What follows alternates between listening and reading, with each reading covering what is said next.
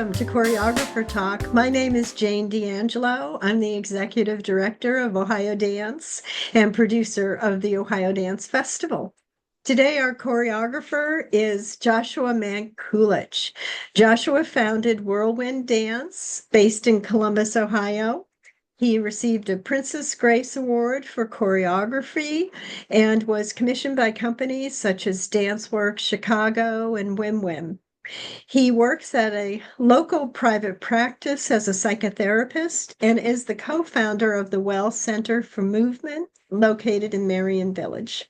His choreography, Wash, will be performed at the OhioDance Festival Saturday, April 26, 2025 at 7:30. The concert is held at the Ohio State University Department of Dance in Sullivant Hall, and I will put a link to purchase tickets in when this posts. And now I'd like to welcome Joshua Manculich. Thank you for joining us today. Thanks for all you do, Jane. It's good to be here on a Friday. Great. Yeah, it is a Friday. All right, so I will turn this over to you. I'd like you to talk about your piece and anything else you'd like to talk about. And thank you. Sure. Yeah, I'm so grateful for Ohio Dance Festival because I feel like in Whirlwind's evolving of an organization, it's so nice to perform on a stage with people and just that proscenium moment where people love dance. This piece, Wash, is very much, I'd say, tied to catharsis and music. There's a use of water, and I grew up in Appalachia, like in coal mining towns, and every weekend, my parents and we would go flea marketing. And my mom was obsessed with these buckets, like these large wash bins that, like, she would put her plants in. And when I had the opportunity to make this piece, I wanted water. I didn't want it to make it rain. I was like, okay, what am I gonna do to kind of have like a cleansing, a natural use of water? And so I sent my mom and dad on a mission to find these 5 wash bins that are like pretty epic. And so Wash is a piece about kind of a spiritual quest. We all have to find our own sense of spirituality, our own sense of making meaning. And a part of that is like, I don't know if you've ever had like a really rough day and you get into the shower and you just wash and you just kind of have a moment with water, and it kind of it regulates you. Um, it's a piece for 5 dancers. I picked 5. I think that, odd numbers are different than even. Like you can have different pairings. I think 5, like even if you think about like 5 people going to dinner versus 4, very different. I had never done a quintet before, so Wash was my first take at a 5-person dance. And I think for me,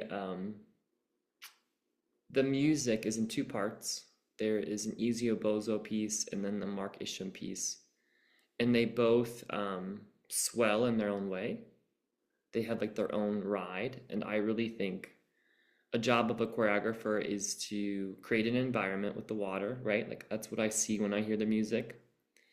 And then I think there's a moment in the piece where they lay flush with the buckets and then they come up and they rise and fall and kind of mimic the water. And then in the second piece, they're completely saturated and they have to navigate the water. And I think that also feels, I think, rewarding for the dancers just because it's a different way of directing their body. They have to play safe, they have to trust each other, and then like seeing like the audience participate in them being wet, and like soaked. I don't know, it's just an element. I think that the word that comes up to mind also with this piece is play, like playing in water, playing in a wash bin, and I'm excited to see the Ohio Dance Festival community experience this piece because there's such a range of movers, and bringing a little bit of an environment from flea markets onto the stage. We have the piece up and ready to go, and it's beautiful. It's challenging for the dancers, and it's every time I see it, it's different. And for me, a 10-minute work is a little longer. I like to condense and go really fast. This particular piece has a little bit more space and patience. So I think that's kind of what I'm needing this spring. Anyways, looking forward to having it at the festival. Yeah, we are too. It sounds really beautiful and I love it. I love that you sent your parents out to find the buckets. So that's Yes. something we wouldn't have known just coming to Yeah. see the piece. So Yeah. that's fun. So it'll make me want to look at the buckets, Yeah. you know. Yeah. And it's cool when they got to be a part of my life. They said that they weren't artists, but if you would look at my mom's gardens, like she was such an artist, but she channeled it in a different way. So I definitely Yeah, have a little nostalgia for this piece. cool. So let me ask you, what do you look for in dancers when casting for a project?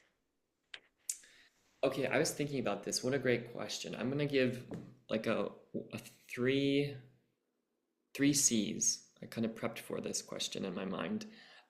Connection, like does the dancer connect to the music?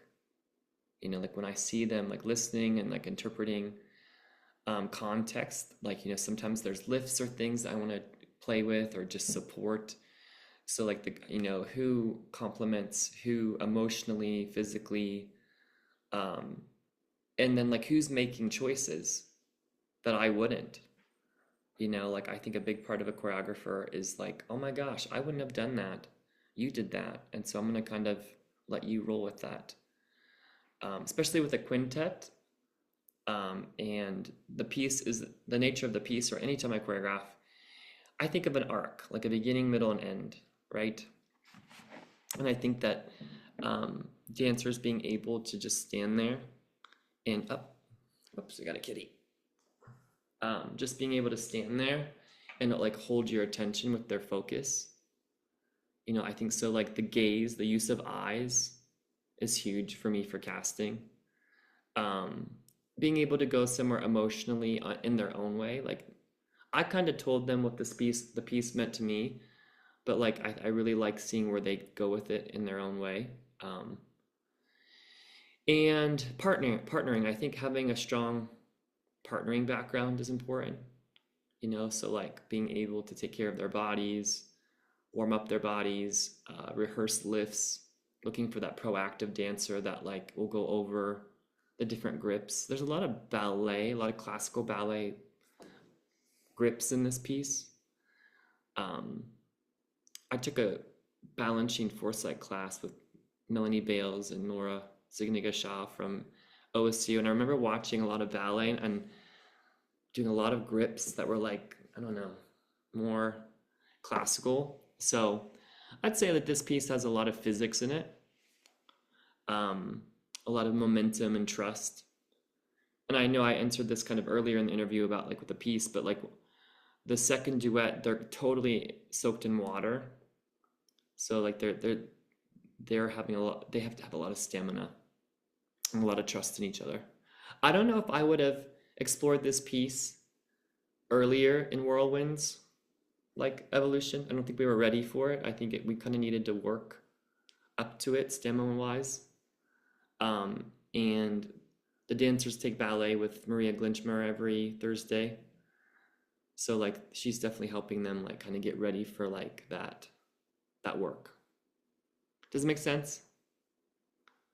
It's a little bit of ballet, a little bit of connection, a little bit of choice making. Yeah, it totally makes sense to me. Yeah.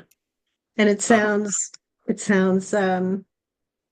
fabulous. I can see that being all wet and dancing, you would need to wait to start introducing that because that is a whole different experience, you know. And you have to know your dancers, they have to know you. So the trust thing is very important before you explore something more.